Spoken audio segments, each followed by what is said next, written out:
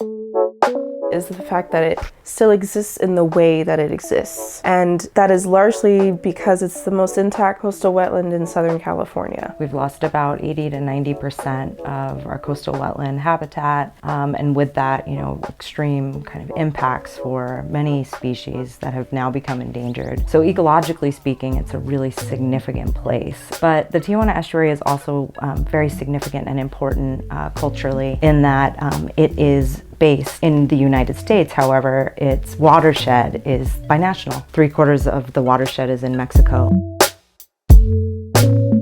Increased precipitation and storms. So we are in a Mediterranean climate, so we get very little rain. But when it does rain, it's flashy, there's a lot of water and a lot of movement. And that water moves through urban canyons across the border and can cause really catastrophic impacts to the natural environment. But when we look upstream, those catastrophic impacts are being felt disproportionately by those communities that are in the border region.